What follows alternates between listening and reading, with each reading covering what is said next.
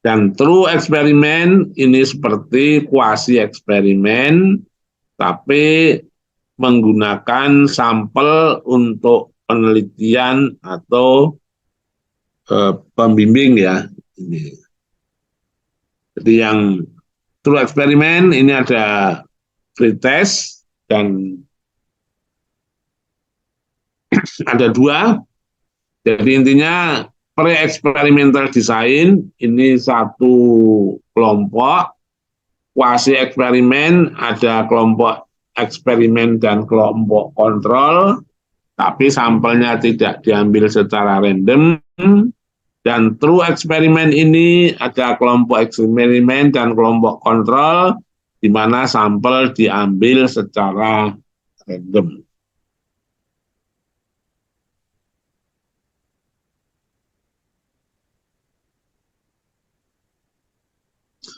Nah, untuk penelitian yang survei, ini ada variabel independen, ada variabel dependen ya.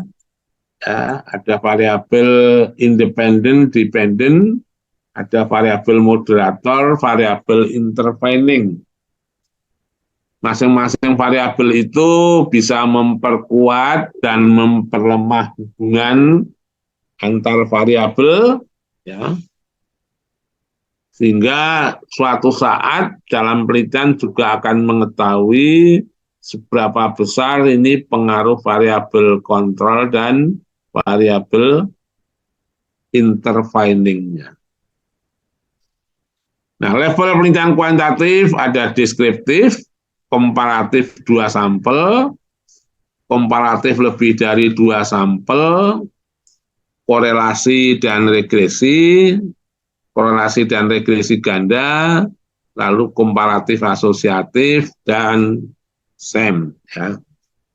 Karena waktunya masih sedikit, maka ini saya fokuskan ke sini ya, 5 menit ini. Ya, silahkan Prof. Ya. Dalam metode penelitian yang dapat digunakan untuk penelitian, satu, ini adalah metode kuantitatif ya. Metode kuantitatif digunakan untuk meneliti apabila peneliti ingin mengembangkan atau membuktikan pemikiran. Lalu metode kualitatif digunakan untuk mengembangkan ilmu bila ingin melakukan eksplorasi. Jadi kalau kuantitatif itu membuktikan, kualitatif menemukan. Kalau mixed method ini bisa menemukan, membuktikan, atau membuktikan, menemukan. Nah, di sini ada metode penelitian dan pengembangan, merupakan metode yang digunakan untuk mengembangkan suatu produk. Produk itu bisa barang, tapi juga bisa non-barang, seperti mengembangkan model, sistem kerja, ya, lalu bisa juga program. Action research merupakan penelitian yang digunakan untuk mengembangkan metode kerja. Dan metode penelitian evaluasi digunakan untuk meneliti seberapa jauh program itu dapat mencapai hasil. Ya. Metode penelitian evaluasi digunakan untuk meneliti, untuk mengetahui berapa jauh program itu dapat dilaksanakan dan program itu tercapai hasilnya. Dan metode penelitian kebijakan digunakan untuk meneliti bagaimana kebijakan itu dapat dirumuskan, diimplementasikan, diukur output, dan diukur hasilnya. Teman-teman, jadi paling enggak ada 8 metode penelitian ya, yang dapat digunakan untuk penelitian, yang bisa menghasilkan hasil penelitian yang dapat dipublikasikan, baik di jurnal nasional yang terakreditasi, maupun jurnal internasional yang bereputasi. Demikian Ibu Moderator, kami persilakan kalau ada diskusi dan tanya jawab. Silakan. Oke, terima kasih Prof atas pemaparan materinya yang sangat luar biasa sekali. Ingin semua ya Prof bisa ditayangkan karena waktunya terbatas, maka Prof sudah menyampaikan materi-materi yang memang berkenaan dengan tujuan dari webinar pada kesempatan hari ini. Kepada partisipan, silakan untuk yang mau berdialog atau bertanya langsung dengan kami di sini membuka. Pertama adalah sesi 1 untuk tanya jawab secara langsung. Saya beri kesempatan untuk 2 penanya dulu dengan menyebutkan nama dan asal institusinya tentunya. Dan yang sesi kedua saya akan membacakan pertanyaan dari live chat atau chat yang muncul di kesempatan hari ini. Silakan untuk 2 penanya langsung dengan raise hand terlebih dahulu dan menyebutkan nama dan asal institusinya.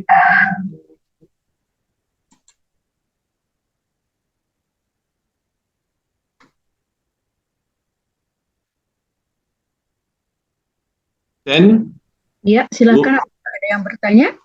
Yang ditunjuk yang sudah raise hand, kelihatan nggak di situ? Mungkin bisa di close dulu yang Prof ya? Ya. Iya, di close dulu yang Prof. Oke.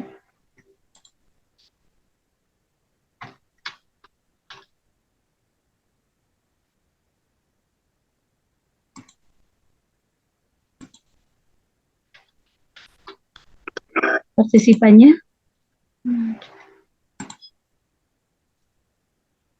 Nggak ada di chat. Belum muncul yang untuk penanya langsungnya, Prof. Yang di chat ada nggak? Karena yang langsung bertanya Prof belum muncul raise hand-nya, maka saya akan membacakan di sini beberapa pertanyaan yang ada dalam chat ini. Yang pertama adalah tadi ada dari Mas Ferdiana, mungkin penasaran kalau metodologi itu apa, katanya metode dan tujuan itu apa gitu, sangat penasaran kayaknya. Dan yang kedua, ini dari Ibu Faijah dari UIN Malang. Beliau ini ingin bertanya, cara menghilangkan subjektivitas peneliti dalam metode penelitian kualitatif, mengingat instrumen utama penelitian adalah peneliti sendiri, sehingga saat analisis data tidak terlepas dari pengaruh opini peneliti. Ya, silakan. Ya, 2 itu dulu aja. 2 dulu. Silakan. Ya. Jadi tadi disampaikan yang dimaksud metode itu cara. Ya, cara. Metodologi adalah ilmu cara. Ilmu bagaimana caranya.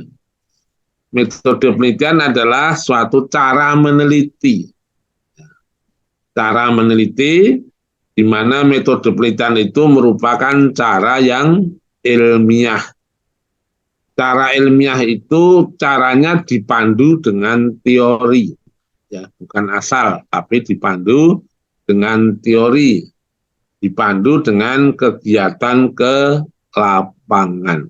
Ya, jadi metodologi itu cara memperoleh data.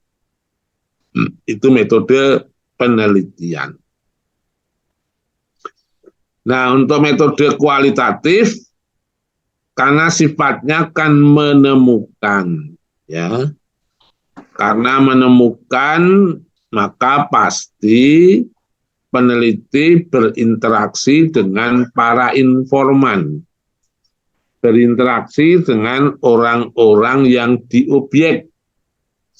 Nah, karena peneliti itu berinteraksi, maka nilai-nilai yang dibawa peneliti, dibawa oleh informan, akan mempengaruhi hasil penelitian. Nah, supaya tidak terjadi subjektivitas, ya, tapi yang memang diakui peneliti kualitatif itu subjektif, awalnya subjektif, karena menemukan sesuatu yang baru itu kan belum diketahui oleh orang lain, karena sifatnya eksplorasi, menemukan, sehingga awalnya subjektif. Maka untuk menjadi objektif, maka ada uji keabsahan data. Uji keabsahan data itu ada uji kredibilitas yang utama ya. Uji kredibilitas dilakukan melalui satu perpanjangan pengamatan. Dengan memperpanjang pengamatan, maka data-data akan lebih konsisten. Yang dulu dengan sekarang itu sama atau tidak. Yang kedua, meningkatkan ketekunan. Peneliti melakukan koreksi mana hal-hal yang sifatnya pendapat pribadi itu perlu dicurigai lagi. Ketiga, triangulasi. Nah, dengan triangulasi ada triangulasi sumber, triangulasi waktu, triangulasi metode. Nah, ini maksudnya supaya dari berbagai sumber itu bisa disepakati informasi yang lebih objektif. Dan yang utama untuk menguji objektivitas hasil penelitian kualitatif adalah melalui uji konfirmability, di mana temuan-temuan itu dikomunikasikan dengan orang-orang yang ada di tempat itu. Lalu apabila pendengar atau partisipan belum memahami, maka peneliti melakukan penjelasan yang awalnya itu sifatnya subjektif, tapi setelah diberi penjelasan, sehingga yang subjektif itu akan bisa menjadi yang objektif. Itu ya. Jadi diakui memang metode kualitatif itu awalnya subjektif karena ingin menemukan. Nah, tapi temuan itu awalnya masih baru, supaya menjadi objektif maka ada uji keabsahan data. Salah satunya dengan uji konfirmabilitas. Demikian Bu Moderator, terima kasih. Oke, terima kasih Prof. Untuk Mbak Faiza dari UIN Malang sudah terjawab ya. Tentunya dengan adanya perpanjangan pengamatan ya Mbak ya. Oke Prof, saya membacakan live chat ini dari urutan yang pertama mereka antri ya. Jadi mohon maaf yang berada di bawah, mungkin ini tidak bisa saya dahulukan karena di sini kita antri ya. Yang pertama muncul itu yang saya sampaikan kepada Prof. Mudah-mudahan waktunya bisa cukup. Selanjutnya adalah ada pertanyaan dari Mbak Yanti Krismayanti. Izin bertanya Prof, saya sedang menulis disertasi mengenai sistem penjaminan mutu internal di Prodi Terapi Bicara. Wah ini menarik ya. Di mana prodi ini hanya ada 4 di Indonesia. 2 lokus menolak untuk diteliti. 1 lokus jauh di Padang. 1 menerima. Apakah boleh penelitian hanya di 1 lokus saja? Penelitian kualitatif atau studi kasus? Itu dari Mbak Yanti, Prof. Yang kedua, dari Pak Hendra Samsuri. Mengapa manfaat dan nilai ekonomis sulit dicapai oleh peneliti di Indonesia? Sedangkan banyak yang bergelar doktor dan profesor. Silakan Prof untuk 2 penanya. Yang pertama dari Mbak Yanti dulu mengenai lokus yang menolak katanya Prof karena prodi terapi bicara. Apakah boleh dengan kualitatif 1 lokus saja? Silakan Prof. Ya, yang namanya penelitian itu ya boleh 1 orang, boleh 2 orang, 3 orang, boleh banyak orang ya awalnya. Ya, namun kalau sudah menjadi ilmu, maka penelitian yang 1 orang itu akan menjadi ilmu kalau penelitian dilakukan di banyak orang ya. Nah, memang penelitian yang baik itu yang menantang. Yang sesuatu yang sulit itu justru menjadi tantangan bagi peneliti ya. Maka seperti Win Sargent, orang Amerika, waktu meneliti di suku di Papua, Win Sargent ini menjadi istri kepala suku. Ya. Maksudnya apa? Supaya peneliti akan mudah melakukan penjelajahan kepada tempat-tempat yang menarik tadi. Nah, juga strukturnya ya, yang non Muslim meneliti di Indonesia, kita meneliti maka strukturnya menjadi Muslim, memahami tentang Islam, sehingga untuk meneliti tidak mengalami kesulitan. Nah, pernah saya juga melakukan penelitian disertasi, awalnya juga sulit, ya. Tapi dengan pendekatan-pendekatan tertentu, yang awalnya itu sulit, malah saya dijadikan narasumbernya untuk memecahkan masalah di tempat penelitian. Ya. Jadi kalau meneliti yang sulit, satu, pakai pendekatan tertentu. Nah, kalau itu tetap masih sulit, tidak bisa diteliti, ya kita tidak memaksa untuk penelitian. Sehingga penelitian yang dilakukan sifatnya mungkin pada skop yang kecil. Ya, skop yang kecil. Tapi nggak apa-apa, skop yang kecil itu kalau diteliti secara mendalam, maka bisa juga nanti akan dilanjutkan ke penelitian-penelitian di tempat lain. Jadi kalau di kualitatif itu awalnya kan memilih kasus tertentu. Lalu setelah kasus ini menemukan pindah ke tempat lain, sehingga muncul nanti analisis konstan komparatif konstan ya. Jadi satu tempat ini dijadikan model, lalu digunakan untuk penelitian-penelitian di tempat lain. Jadi penelitian ini bisa saja ya tadi dari skop yang kecil tapi mendalam, sehingga malah menghasilkan suatu temuan yang luar biasa ya. Ini nggak masalah, tapi kalau untuk disertasi ya didiskusikan saja sama promotor dan kopromotornya atau pembimbingnya. Selama pembimbing menyetujui ya dilakukan ya. Itu intinya di situ untuk disertasi.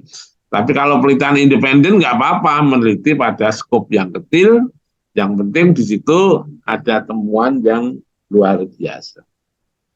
Oke, bagus sekali jawabannya Prof ya. Jadi terjawab nih pertanyaan dari Mbak Yanti. Selanjutnya Pak Hendra, Prof, mengapa katanya manfaat dan nilai ekonomi sulit dicapai oleh peneliti Indonesia, sedangkan banyak bergelar doktor dan profesor gitu? Ya, jadi pertama pemahaman tentang tujuan penelitian sendiri, yaitu nampaknya semua juga belum memahami.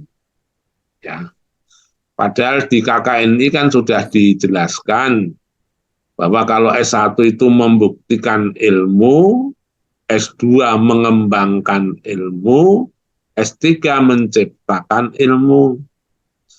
Nah, kalau ilmu itu sesuatu yang baru, bisa diproduksi, ya nanti akan memiliki nilai tambah, yaitu nilai ekonomi. Tapi sering ada juga hambatan kedua. Setelah para peneliti melakukan penelitian yang sifatnya mengembangkan atau menciptakan iptek, itu kalau mau diproduksi itu nggak bisa gitu. Tidak ada pendukungnya untuk memproduksi masal temuan-temuannya. Banyak penelitian-penelitian tentang mobil listrik yang dilakukan di Indonesia oleh berbagai perguruan tinggi ya. Tapi ternyata mobil-mobil listrik telah diproduksi dari berbagai perusahaan. Padahal hasil penelitian kita juga ada, tapi tidak sampai diproduksi massal. Karena itu terkait dengan masalah peluang bisnis, ya. Sehingga warga kita, masyarakat kita sebenarnya sudah banyak sampai sana, tapi tidak ditindaklanjuti. Mungkin dulu pernah ya mobil SMK ya, pernah waktu mobil SMK sudah diramaikan untuk kampanye. Nah setelah itu akhirnya kan nggak ada juga. Nah, jadi sebenarnya kita Banyak masyarakat ya, orang-orang yang tidak berpendidikan malah bisa membuat pesawat terbang dengan mesin kecil, bisa bikin pesawat terbang sendiri. Tapi itu juga tidak dikembangkan lebih lanjut. Jadi istilahnya itu ada hambatan dari internal peneliti sendiri, tapi juga dari eksternal, sehingga hasil-hasilnya tidak nampak untuk membuat adanya kemajuan. Maka itu juga perlu kebijakan suatu negara yang bisa memberikan insentif bagi para peneliti yang mampu menciptakan sesuatu yang memiliki nilai tambah. Demikian Bu Moderator. Oke, terima kasih jawaban dari Prof. Terjawab dari pertanyaan Pak Hendra Samsuri.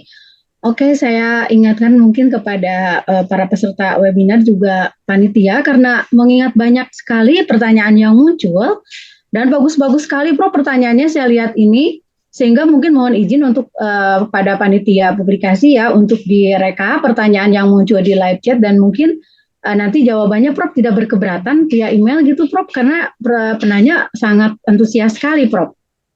Karena kalau hari ini tidak mungkin semua. Bisa ya Prof ya berkenan ya?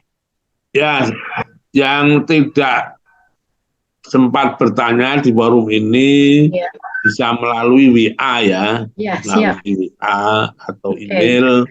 WA-nya 0811 269 374 atau emailnya juga ada di situ ya, sugiono@unj.ac.id. Oke, terjawab ya para peserta webinar semuanya yang hadir bahwa apabila hari ini belum berkesempatan dijawab oleh Prof untuk pertanyaan yang sudah diajukan, boleh mengirim via WA ke Prof langsung, luar biasa ini, di 0811269374 atau via email sugiono@unj.ac.id, betul ya, Prof ya? Ya. Yang belum berkesempatan hari ini, karena saya mengambil yang lebih duluan antri ini ya, mohon maaf untuk para peserta semua. Akan dilanjutkan untuk penanya berikutnya, ini dari Mbak Nisa Simarangkir. Selamat siang Mbak Nisa, terima kasih sudah bergabung ya. Izin bertanya Prof katanya, bagaimana dengan penelitian kualitatif generik? Apa bedanya dengan jenis metode kualitatif yang Prof jelaskan tadi? Misalnya dengan naratif, kasus, atau etnografi, dan lain-lain. Itu Prof, tentang kualitatif generik katanya Prof. Ya, sebenarnya metode kualitatif itu variasinya lebih banyak ya. Mungkin lebih dari 35-an ya. Itu untuk kualitatif namanya. Tapi kalau kuantitatif cukup 4 saja. Ada survei, eksperimen, post facto, studi kasus. Jadi kualitatif generik itu intinya eksplorasi masih pada tahap awal, masih generik, masih secara umum. Ibarat masuk hutan, penelitian ke hutan itu masih generik, masih menemukan hal-hal yang mendasar apa yang terjadi di hutan. Nah, nanti bisa dilanjutkan ke penelitian-penelitian yang lebih detail, ya, lebih detail sampai seakar-akarnya. Jadi kalau generik itu ibarat pohon, baru meneliti pohon serta cabang-cabangnya, belum sampai pada akar-akarnya.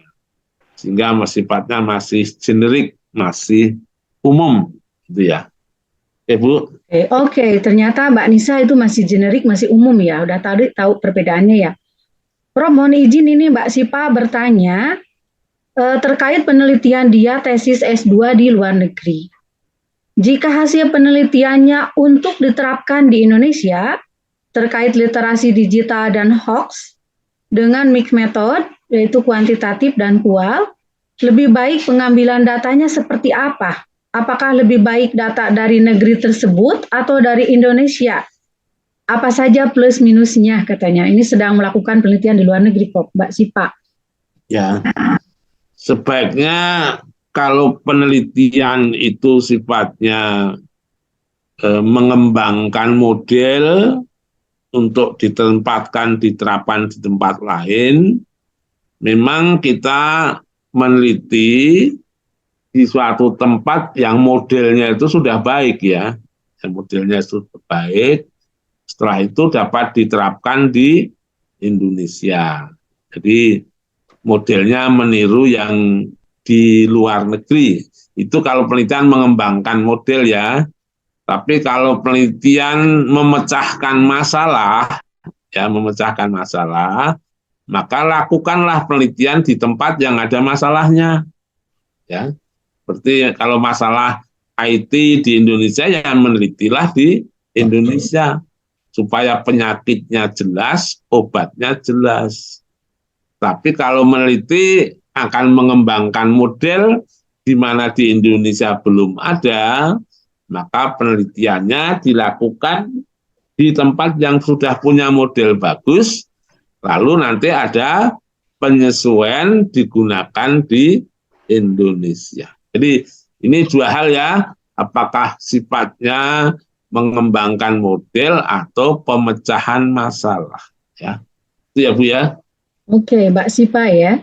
Oke, tadi yang bertanya emailnya Prof, katanya di sugiono@uny.ac.id itu ya, Bapak Ibu atau hadirin semua. Saya lanjutkan pertanyaan yang sudah dari pagi nih Prof, dari Pak atau Mas ini ya, Sukawi. Apa persamaan dan perbedaan responden dan informan?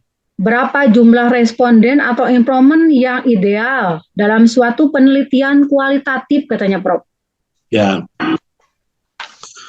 kalau responden itu metode kuantitatif ya, karena sampel merespon, namanya responden. Ya, responden. Nah, kalau di metode kuantitatif, responden itu ya tergantung pada dana, biaya, dan waktu. Tapi idealnya ya responden itu makin banyak, hasil penelitiannya makin baik. Karena akan memiliki validitas yang lebih baik kalau menggunakan responden yang banyak. Nah, informan itu dipakai di metode kualitatif. Karena peneliti menggunakan para informan untuk memandu peneliti mengumpulkan data, mencari informan itu. Nah, karena sifatnya itu menemukan, maka informan itu tidak dilihat dari jumlahnya, bukan jumlahnya, tapi dilihat dari kualitas informannya itu sendiri. Ya. Mungkin 3-5 orang itu berkualitas, ya cukup. Karena kalau metode kualitatif dilihat dari kejenuhan data. Jumlah sampel akan diakhiri, jumlah informan akan diakhiri kalau datanya itu sudah jenuh. Nah, data yang jenuh adalah apabila menambah informan lagi, tidak akan nambah informasi baru. Ya. Jadi kalau responden itu di metode kuantitatif, jumlahnya makin banyak makin baik. Kalau informan itu di metode kualitatif, jumlahnya sampai jenuh. Nah, jenuh itu kalau informannya memiliki kaya informasi, ya mungkin 2, 5, 10 sudah jenuh. Ya, jadi kalau kualitatif bukan banyaknya, tapi kualitas informan yang akan memberi informasi. Itu ya Bu. Oke, Mas Sukawi sudah terjawab ya mengenai tadi informan sudah terjawab oleh Prof. Mohon izin Prof, ini dari Mas Arif Rahman Hakim, bisa kita satu penanya lagi mungkin ini Prof? Ya. Di mana Mas Arif ini beliau adalah lulusan baru Magister Manajemen di Universitas Muhammadiyah Malang. Yang pertama, bagaimana cara memulai atau menulis proposal disertasi? Cara menemukan novelty yang dibuat jika variabel baru namun belum ada empiris penelitian yang mendukung, katanya Prof. Ya, Untuk disertasi tadi levelnya kan discovery. Kalau kualitatif ya menemukan. Kalau kuantitatif menciptakan ya. Oke. Apakah disertasi ini katanya bisa dikembangkan dari tesis? Apakah hanya cukup dengan menambah variabel saja? Ya. Kalau tesis kan levelnya mengembangkan, kalau disertasi menciptakan ya.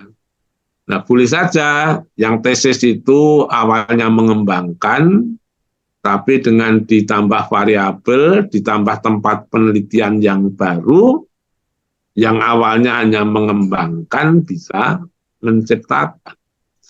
Nah, untuk mencari sesuatu yang memiliki novel tinggi, maka harus sering membaca, sering seminar, sering membaca jurnal-jurnal, nanti akan kelihatan mana yang sudah diteliti, mana yang belum, dan nanti akan punya inspirasi baru untuk meneliti sesuatu yang baru.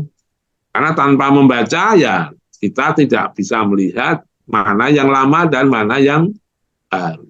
Ya. Oke, ini Prof katanya terakhir nomor 3-nya dari Mas Arief ini. Dengan kemajuan digital seperti sekarang ini, seperti Perfleksi, ChatGPT, ada SOML dan lain-lain, terjamin nggak kredibilitasnya Prof? Karena kita bertanya apapun bisa dijawab dengan cepat, termasuk mencari tren topik penelitian.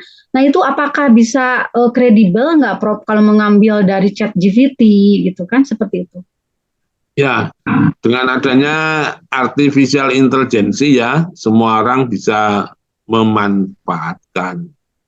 Maka salah satu profil manusia di era industri 4.0 salah satunya adalah memiliki pemikiran kritis, yaitu mengkritisi atas informasi baik yang diperoleh dari orang, kalau diperoleh dari berbagai aplikasi ya, berbagai mesin, harus memiliki pemikiran kritis, itu benar atau tidak.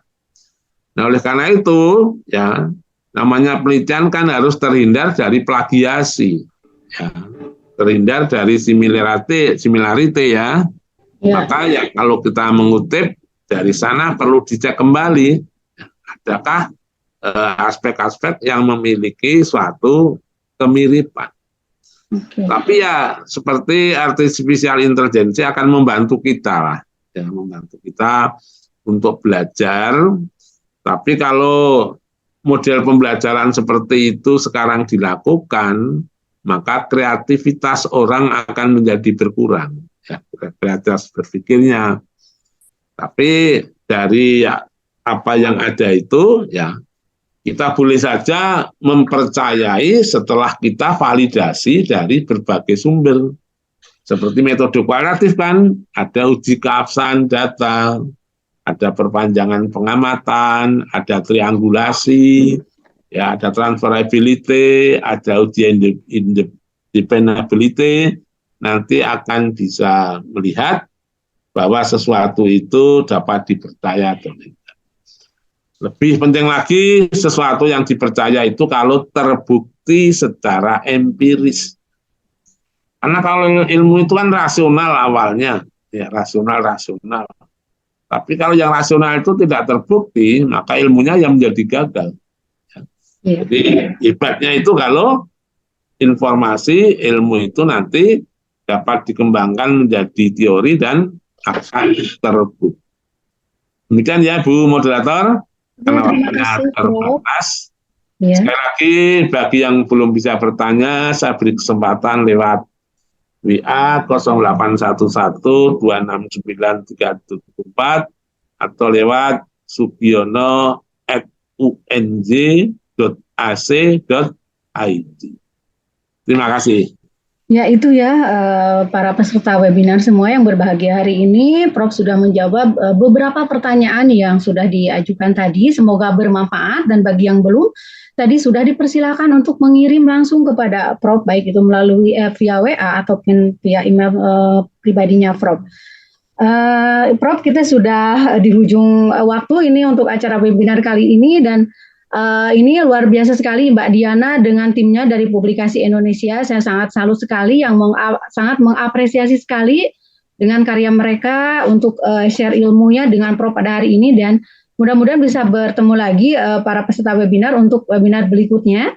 Tadi ada 7 topik atau tema yang bisa diangkat dari materi-materinya Prof. Mungkin Bapak Ibu semua atau hadirin semuanya ingin lebih spesifik mengetahui tentang metode penelitian kualitatif atau kuantitatif ataupun bagaimana penyusunan proposal disertasi seperti yang Mas Arif tanyakan tadi ya.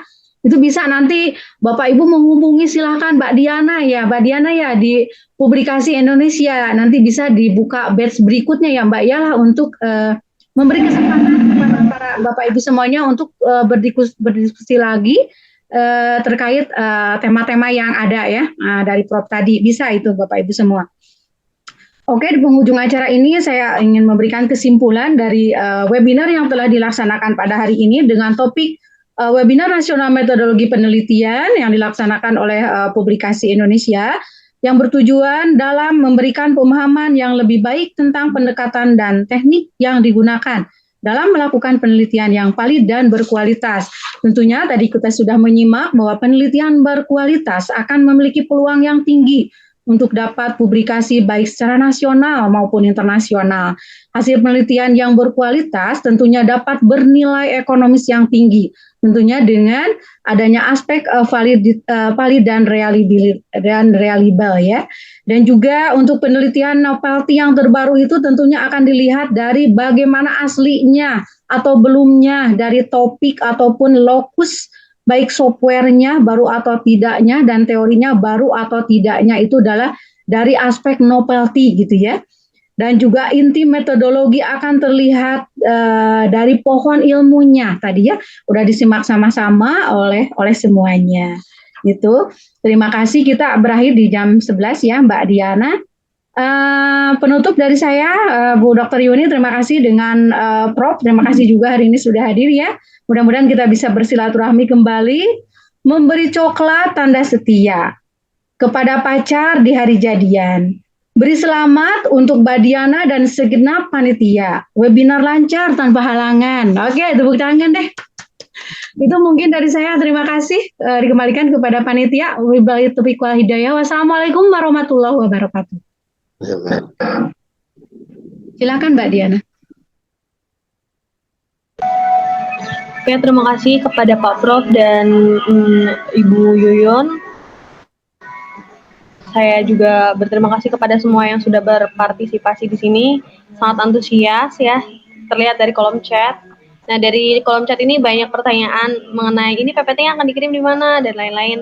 Itu nanti akan kita informasikan di grup ya, teman-teman semuanya, Bapak Ibu semuanya. Dari saya mungkin sekian. Wabillahi taufiq wal hidayah. Wassalamualaikum warahmatullahi wabarakatuh. Waalaikumsalam warahmatullahi wabarakatuh. Terima kasih Prof. Semoga sehat selalu. Ya, mau ngajar. Terima kasih, salam buat semuanya ya panitia. Terima kasih. Assalamualaikum.